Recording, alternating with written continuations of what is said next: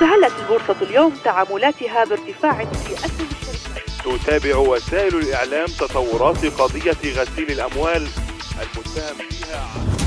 كل هذه التوقعات أدت إلى تضارب بين كبار التجار والموردين في المنطقة، ما أدى إلى انخفاض كبير في أسعار الذهب العالمية.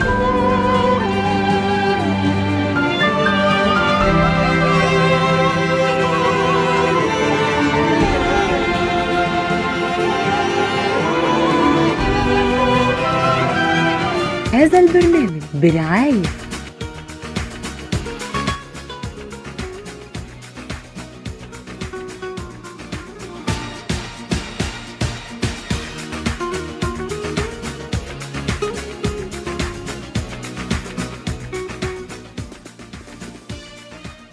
أهلا بكم مشاهدينا الكرام مع برنامج كبار السوق. أكدت المصادر الخارجية أن الاقتصاد المصري في عهد سيادة الرئيس عبد الفتاح السيسي يعتبر إنجاز تاريخي، حيث أشادت به كل المؤسسات الاقتصادية الدولية وأشاد لنا صندوق النقد الدولي. والآن سنعرض لحضراتكم فقرة هامة جدا بعنوان صدق أو لا تصدق. أصدرت مصر في عام 2016 برنامج الإصلاح الاقتصادي بعنوان الإصلاح الهيكلي للاقتصاد المصري، حيث أنه حقق نجاح غير مسبق في المرحلة الأولى. وأكد رئيس مجلس الوزراء الدكتور مصطفى مدبولي على أن الحكومة تعمل الآن على المرحلة الثانية على عدد من القطاعات بمتابعة دورية من سيادة الرئيس مع جميع أعضاء الحكومة. وأكد أيضا أن الدولة تقوم بكافة الإجراءات الخاصة بالمرحلة الثانية من برنامج الإصلاح الاقتصادي، ولن يتحمل المواطنين أي أعباء خاصة بهذه الإصلاحات. كما أشار إلى ملف التصالح على مخالفات البناء في القرى المصرية، مؤكدا على توجيهات سيادة الرئيس في تنفيذ مشروع تطوير القرى من خلال مبادرة حياة كريمة.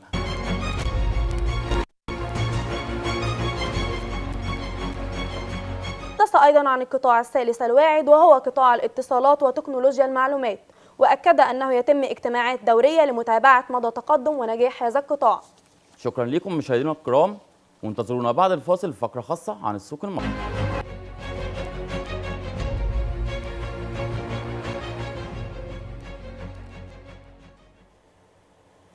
ورجعنا لحضراتكم بعد الفاصل مع فقرة خاصة عن السوق المصري. شهد السوق المحلي نوعا من التجارة عبر وسائل التواصل الاجتماعي خلال السنوات الماضية، وهو التسويق الإلكتروني الذي استغله البعض كمشروع مربح للغاية وتحول تدريجيا إلى دوام كامل. الحكومة تبذل أقصى جهدها لتنمية وتطوير السوق المحلي، ولكن أصحاب المشاريع ما زالوا يعانوا من بعض المشاكل التي يصعب حلها.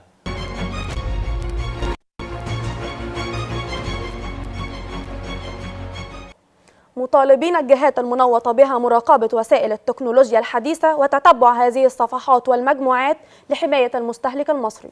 ونلفت النظر أيضا إلى أنه لو تم وضع أسس وتخطيط لذلك النشاط ستتحصل الدولة على أكثر من 10 مليارات سنويا، لأن تلك التجارة تعتبر اقتصادا غير معلوما ويتم في الخفاء، مما أدى إلى ضرر لأصحاب المحلات التجارية. نقترح عمل سجل تجاري وضريبي لأصحاب الصفحات والمجموعات المعروفة بالبيع المباشر مثلهم مثل أي متجر يتم عن طريقه عمليات الشراء.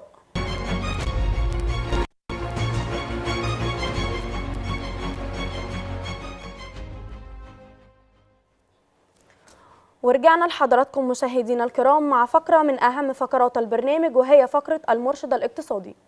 فقرة المرشد الاقتصادي نعرض لحضراتكم من خلالها طرق وكيفية المشروعات والتسهيلات التي تقدمها الدولة من خلال القانون الجديد لتنمية المشروعات، حيث أكدت معالي الوزيرة نيفين جامع وزيرة التجارة والصناعة على أنه سيشكل طفرة في الخدمات والتسهيلات لمساندة المشاريع القائمة لرفع إنتاجهم، وأيضا تشجيع الشباب على إقامة مشاريع جديدة ناجحة، مؤكدة على أن تلك المشاريع لابد أن تنضم للمشاريع الرسمية كي تتمكن من الاستفادة من البرنامج الجديد لتنمية المشروعات.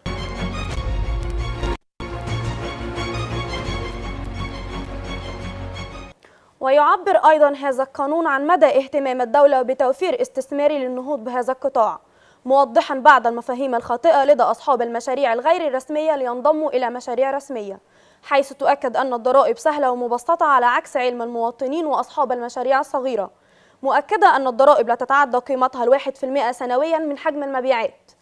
فيما عدا أصحاب المشاريع التي تتعدى حجم مبيعاتهم 250 ألف جنيه سنويا.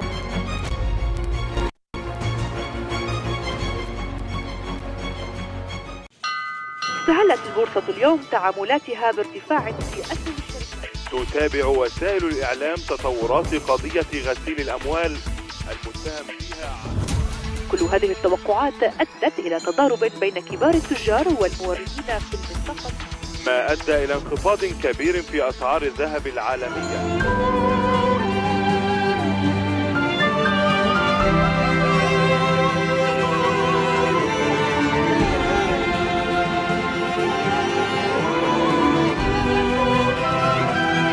هذا البرنامج برعاية